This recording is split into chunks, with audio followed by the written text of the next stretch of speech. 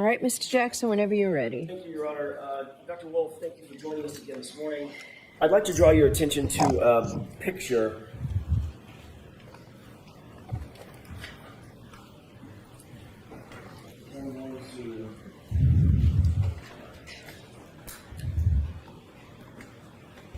Yeah, Coach. Yes. I'm going to show you. Have you seen that photograph? Yes. You were shown this photograph last week, is that right? Correct. By Mr. Brennan, correct? Correct.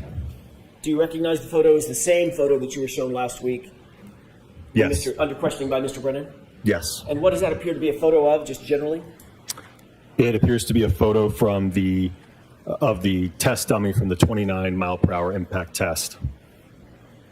And does that appear to be a true and accurate photograph of the condition of the dummy following that 29-mile-an-hour crash test? Yes. With the court's permission, I'd like to enter this as next in order, please. If you could hand that to the court. Permission to present that, Your Honor? Yes. Is this the photograph? Yes.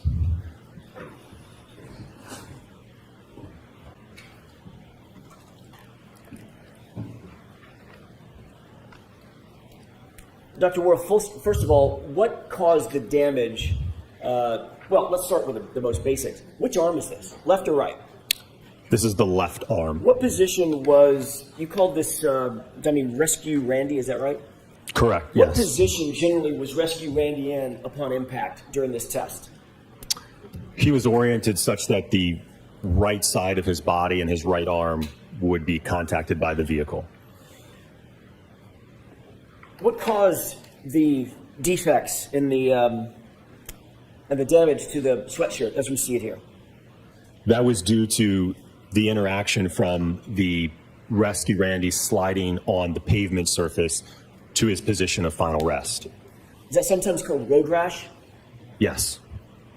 Did you see any road rash in any other place on Rescue Randy in this photograph?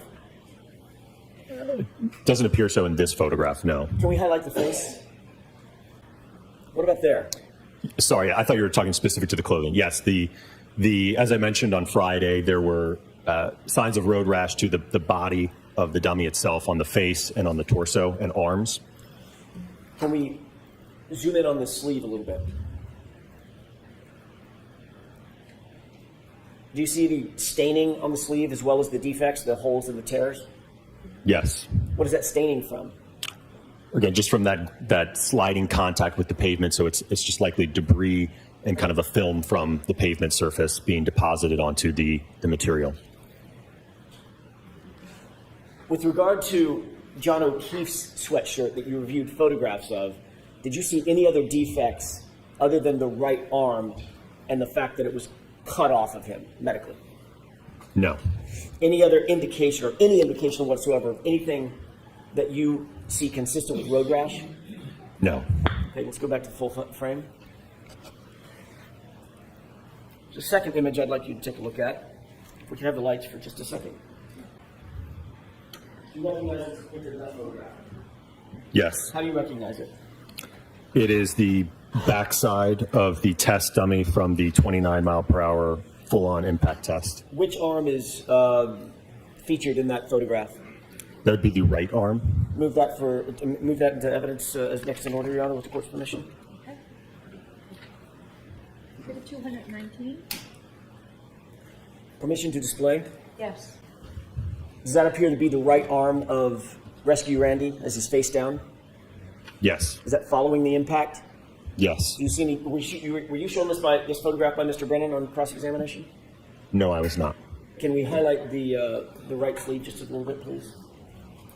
Do you see that defect in the sleeve? Yes. Do you also see some artifacts above that defect, above and to the left? Yes. Can you tell what those are? They appear to be fragments from the back window of the test vehicle when it shattered. Does there appear to be any additional, let's go back to the full frame. Does there appear to be any additional defects on that particular sleeve? There appears to be some material transfer, likely from the pavement, and also some road rash. Does that appear to be transfer from the pavement? I think that might be a shard of glass from the back window. What was the condition of the back window after this test? It was completely shattered. The defect that we're looking at, that large gash, was that from road rash sliding on the pavement? Yes. We can go back to the full frame, please.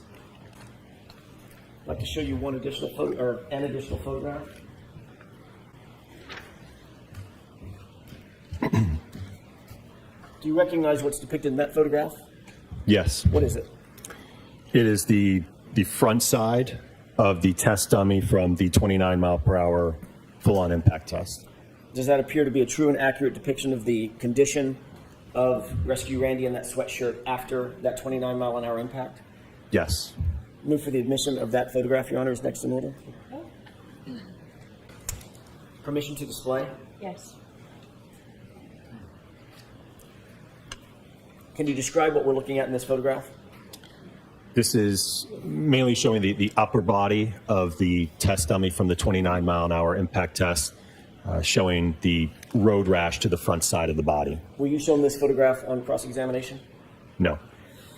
What caused the holes in the bodice of the shirt? In other words, the part that covers the chest and the torso? After the impact, the dummy was projected and sliding on the pavement surface. So again, this is consistent with the front side of the body sliding, making sliding contact with the pavement, creating those abrasions and holes. And again, that asphalt material transfer that you see on the front. Can you go back to the full frame, please? Do you see additional road rash? Take a look at his right arm. You see additional road rash on Rescue Randy? Yes. On both the fabric and the arm itself? Correct. Go back to full frame. And can you see his face as well in this photograph?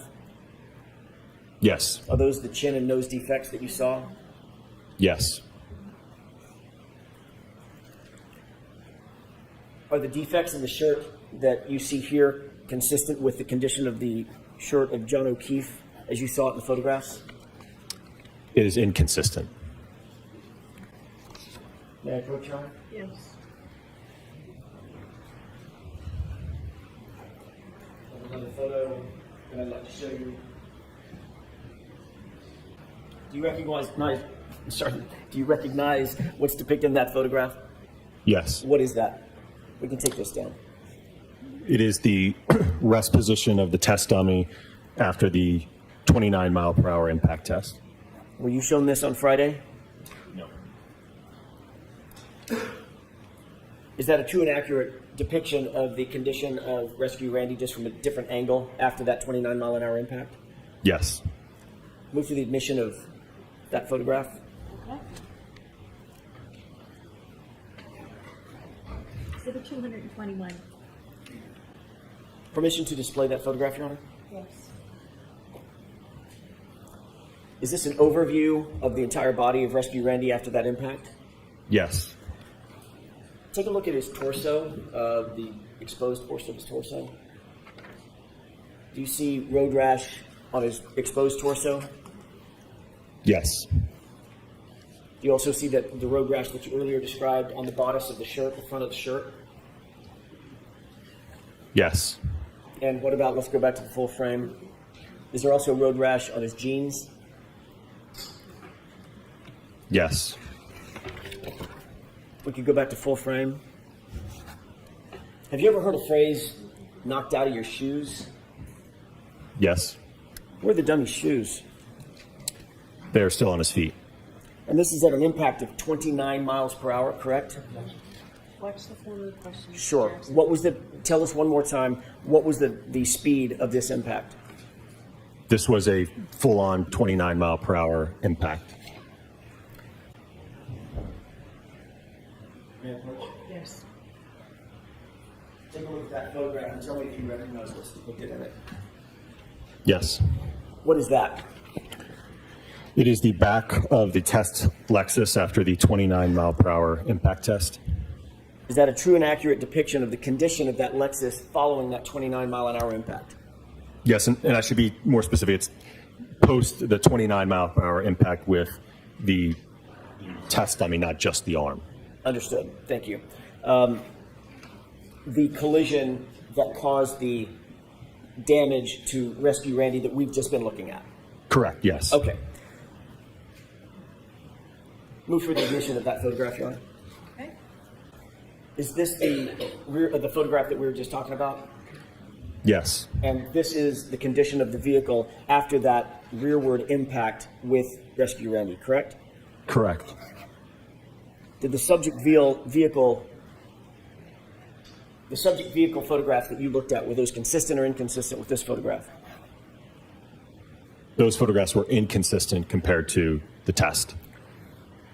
Was there anything consistent about the shirt that you were shown on Friday, the left sleeve that you were shown on Friday with John O'Keefe's actual sweatshirt? Was any of that consistent with? Correct. Was that consistent or inconsistent, now that you've seen all the photographs, with the condition of the shirt that John O'Keefe was wearing on January 29th? The test clothing was inconsistent compared to that of Mr. John O'Keefe's. Thank you. You were asked on cross-examination several times about the weight of the Hybrid 3 arm. Do you recall that series of questions? Yes. You were asked how much lighter the Hybrid 3 arm was than the static estimate arm, correct? Correct. I want to make sure we're clear about this. The Hybrid 3 arm is the physical arm that you attached to the ATD and did testing with, correct? Correct. The statistical estimate arm is something in the ether, right? It doesn't exist? Sustained. How would you describe a statistical estimate arm? It's probably from taking a sample of the population and getting an average and a high and a low. Okay. Is that a physical arm? You touch and feel? No. Okay. Do you have any information based on everything that you've reviewed at all about the actual weight of John O'Keefe's right arm? Nothing in terms of a weighed measurement of the arm, no.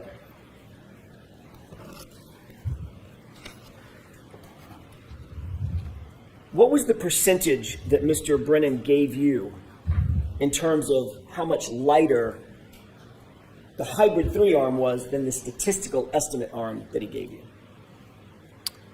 From what I recall, I think the percentage was 26%. Did you calculate that yourself, or did you take Mr. Brennan's word for it? I believe I took his word for it. Do you recall what the weight of the Hybrid 3 arm was exactly? 9.38 pounds. What is the difference, if you can calculate, what is the difference between what was the statistical estimate arm, the number that Mr. Brennan gave you? I think I heard him say 11.8, but I also think he said at one point 11.6, so I'm not sure of the kind of the final number he landed on. Sustained estimate. Ask the question. I'm striking the end. Does 11.86 sound right? Yes. Okay. Let's use 11.86. Do you have a calculator with you? I do. With the court's permission, could Dr. Wolfe use a calculator if he needs to? Yes. Thank you. What's the difference between 11.86 and 9.38? Just in raw numbers? You're looking at just the difference between those two? Subtract Okay. 9.38. 2.48. Does that mean there's a 2.48 pound differential between the statistical estimate arm, the heavier arm, and the 9.38 arm from the Hybrid 3? Yes, that's the difference in pounds. All right. How would you calculate how much lighter? What's the proper way to calculate how much lighter, in terms of percentage, the 9.38 arm is? You would want to do a percent difference calculation. Divide 2.48 by 11.86? Sustained. What was the formula, Mr. Jackson? How would you tell the jurors how you would calculate that percentage difference? You would subtract the 11.86 minus the 9.38, and then you would divide by the sum of those two and divide by 2, the average of them. Can you do that calculation? Yes.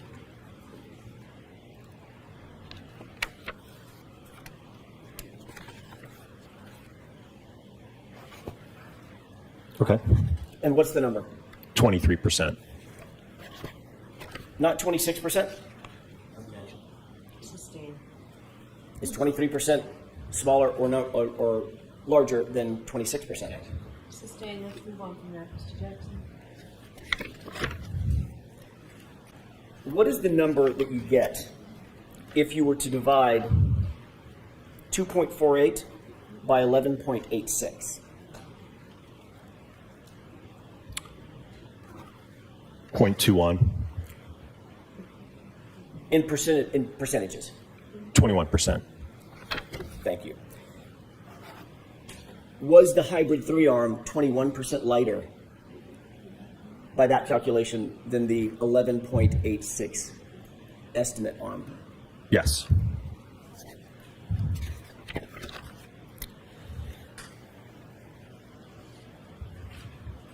On cross-examination, Mr. Brennan asked you several questions related to kinetic energy formula, correct? Correct. You referenced that. Did you reference that formula in some of your answers? Yes. May I approach? Yes.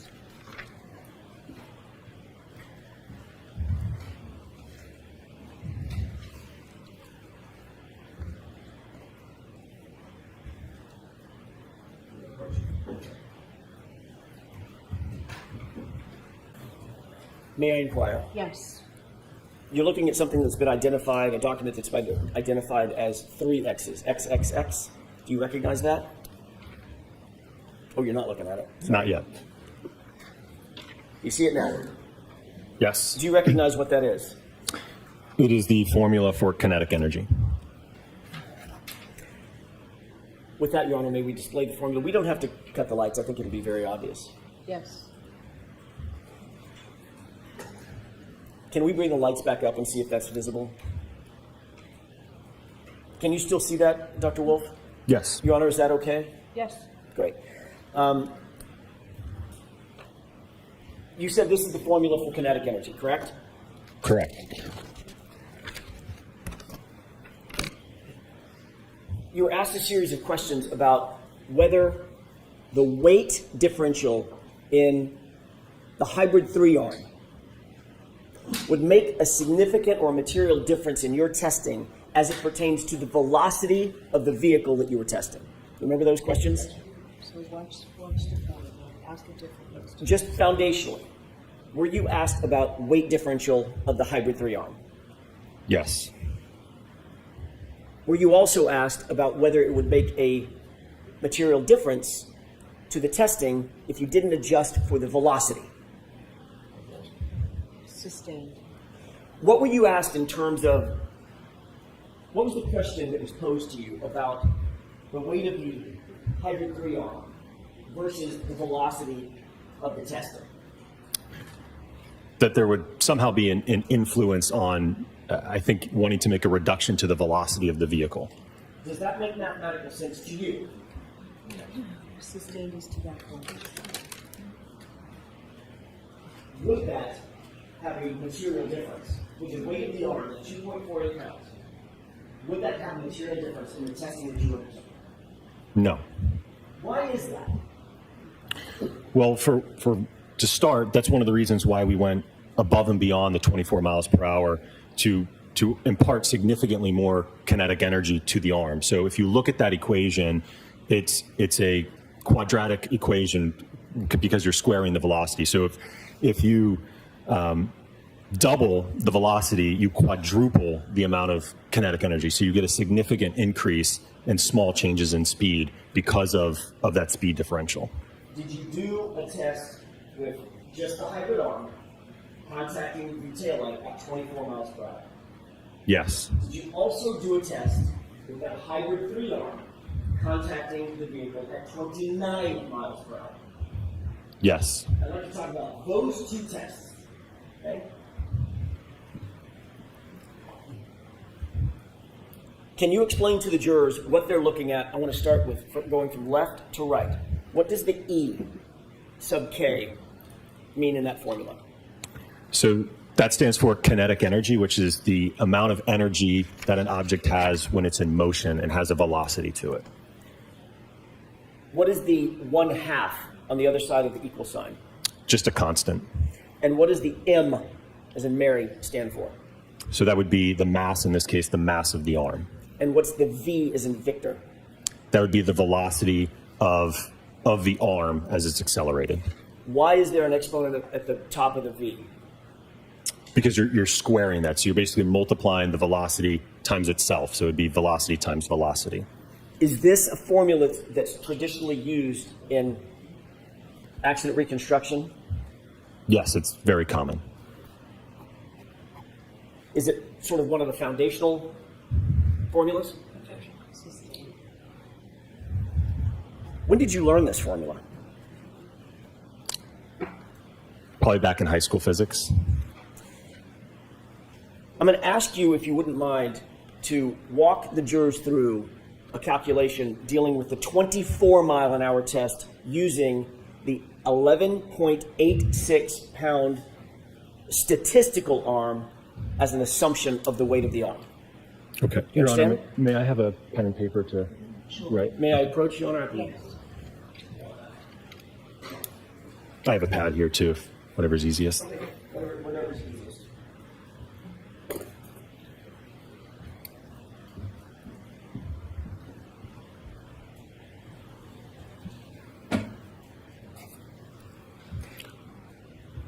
If you assume the mass of 11.86, that's the statistical arm weight,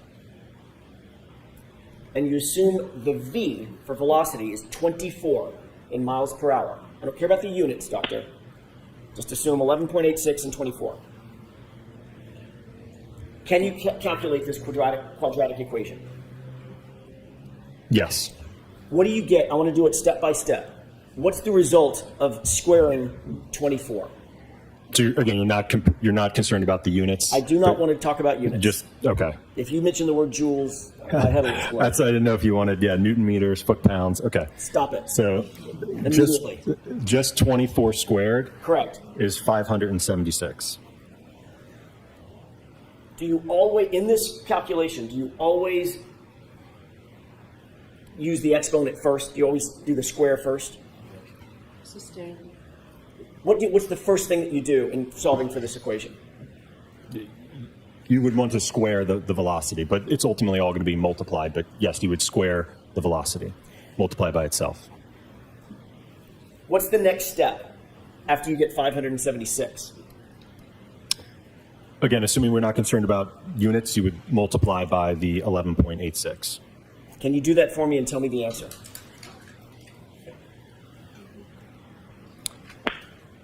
How many decimal places do you want? Nearest whole number? 2. Okay. 6,831.36. What's the next step once you get that number? You would multiply by 1/2 or 0.5. Can you do that for us, please? That'd be 3,415.68. What does that represent in terms of the energy into the taillight? I realize that we're not dealing with the proper units, but does that represent anything as it relates to the energy that's imparted on the taillight? That would be the energy to the arm Okay, that's being transferred. understood. 3,415.68, is that right? Correct. And that was at what mile per hour? 24. Let's move to a different equation. Okay. Now I'd like you to presume different numbers. I don't know what the question is. Can you do the same calculation using the 9.38 pound arm that you actually used in your testing for the mass? Yes. And can you use the velocity of the actual test you did of 29 miles per hour? Okay. And same thing, not worried about units? Correct. Okay. What's the first thing you do in solving that equation? So if you square the 29 miles per hour, you'll get 841. What's the next thing you do? You multiply by 9.38, What's the number? 7,888.58. And what's the next thing you do in the equation? You multiply by 1/2 or 0.5, And what's that final number?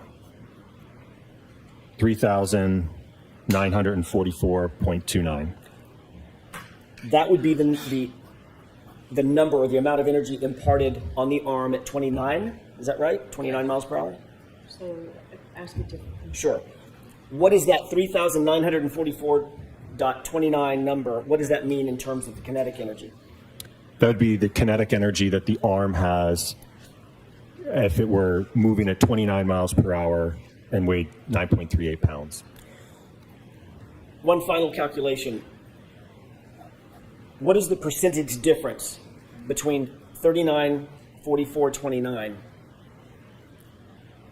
and the other test that we just did, or the other calculation, 34, 15, 68? So in terms of a percent difference, again, when you're subtracting the two and then dividing by the sum divided by 2, so that's basically the average of the sum, it is 14% difference. Which of the two tests, the two energy equations that you just did, which represents the higher kinetic energy imparted to the arm? The 24 mile an hour test, that's the hypothetical, or the actual test at 29 miles an hour? Which one? The 29 mile per hour speed with the arm weight of 9.38. What does that mean, Dr. Wolfe, in terms of the testing that you did with the lighter arm, 9.38 pound arm, at the 29 mile an hour test, as it compares to the hypothetical 24 mile an hour test? It would be more force and more energy in the 29 mile per hour impact test. Even though you used a lighter arm? Sustains.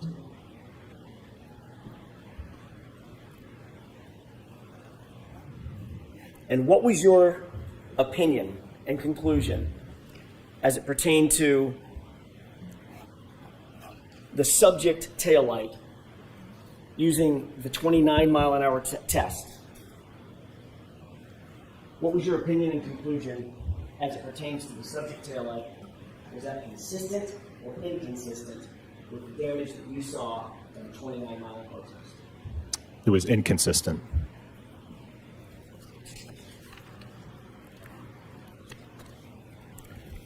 Thank you, Your Honor. That's all I have.